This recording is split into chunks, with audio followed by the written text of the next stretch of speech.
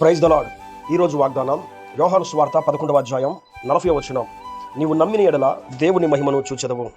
పిల్లరా, ఈ రోజున మనము దేవుని గనుక నమ్మితే ఆయన మన జీవితంలో తన మహిమను చూపించేటువంటి వాడై ఉన్నాడు. దేవుని యొక్క మహిమ చాలా శక్తి కలిగింది. ఆయన తన మహిమ ద్వారా ఎన్నో అద్భుతమైన కార్యాలు చేశాడు. ఒక రోజున ఇశ్రాయేలు ప్రజలు ఐగుప్తు దేశం నుంచి కనాను ప్రాంతానికి వెళ్తున్నప్పుడు మార్గ మధ్యంలో అరణ్యంలో చాలా దేవుణ్ణి సొలుగుతున్నారు, మోషేని సొలుగుతున్నారు. కారణం ఏంటి అంటే, మాకు తినడానికి తిండి లేదు, మమ్మల్ని ఇక్కడ అరణ్యంలో చంపడానికి తీసుకుని వచ్చావా, మాకు తిండి ఎట్లాగా ఇంతమందిని తీసుకొచ్చావని చెప్పి దేవుణ్ణి మోషేని సొలుగుతూ ఉన్నటువంటి సందర్భంలో మోషే దేవునికి మొరపెట్టగా దేవుడు మోషేతో మాట్లాడుతున్నాడు. మోషే, నువ్వు భయపడవద్దు, వాళ్ళన్న మాటలు బట్టి నువ్వు కృంగిపోవద్దు, మీరు నమ్మితే నా మహిమను నేను మీకు చూపిస్తాను రేపు ఉదయాన్నే అని చెప్పి దేవుడు వారితో మాట్లాడతాడు.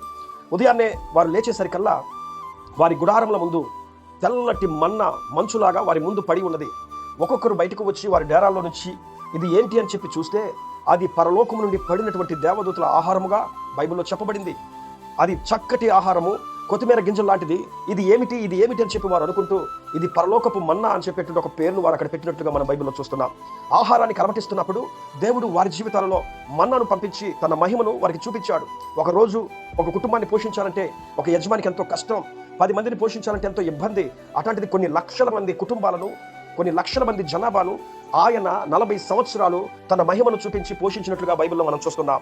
అట్లాగే పిల్లారా, బైబిల్ గ్రంథంలో మీరు చూసినట్లయితే ఒక రోజున దేవుని అడుగుతున్నాడు మోషే, అయ్యా నీ మహిమను నేను చూడాలి అని చెప్పని అడిగితే, మోషే నా ప్రకాశవంతమైన వెలుగును నువ్వు చూసి తట్టుకోలేవయ్యా, ఇదిగో ఆ బండ సందులోనికి వెళ్ళి దాక్కో, నేను అటుగా వెళ్ళి దాటేటప్పుడు నా వెనుక భాగమును చూసి నువ్వు తట్టుకోగలుగుతావని చెప్పి మోషేను బండ సందులో నిలబెట్టి దేవుడు అటుగా ప్రయాణం చేసుకుంటూ వెళ్తుంటే మోషే దేవుని యొక్క మహిమను చూసి తట్టుకోలేకపోయినట్లుగా మనం బైబిల్లో చూస్తున్నాం.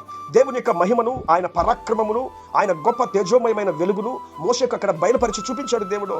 ఈ రోజున నువ్వు నమ్మితే ఆయన మహిమను నువ్వు చూడగలుగుతావు. నీ కుటుంబం నమ్మగలిగితే నీ సమస్య పోతాయని, నీ జీవితంలో ఈ సమస్యలన్నీ పోతాయని మీరు నమ్మగలిగితే, మీ పరిస్థితులు మారుతాయని మీరు నమ్మగలిగితే, మీ జీవితాల అభివృద్ధిలోనికి వస్తాయని మీరు నమ్మగలిగితే ఆయన మహిమను మీ జీవితాల్లో, మీ కుటుంబాల్లో మీరు చూడగలుగుతారు. ఆయన తన మహిమను చూపించే దేవుడు.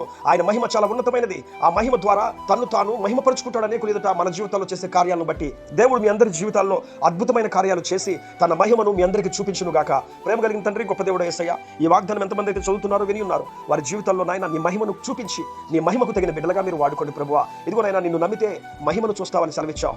ఎన్నో సంవత్సరాల నుంచి మార్పు కోసం ఎదురు చూస్తున్నారేమో, పరిస్థితులు మారాలని ఎదురు చూస్తున్నారేమో తండ్రి, నీ మహిమ ద్వారా వారి జీవితాల్లో గొప్ప మార్పును మీరు కలుగచేసి నైనా ప్రతి ఒక్కరి జీవితాలను మహిమకరంగా మీరు మార్చమని యేసు నామములో ప్రార్థించడానికి వేడుకుంటున్నాము తండ్రి. ఆమేన్.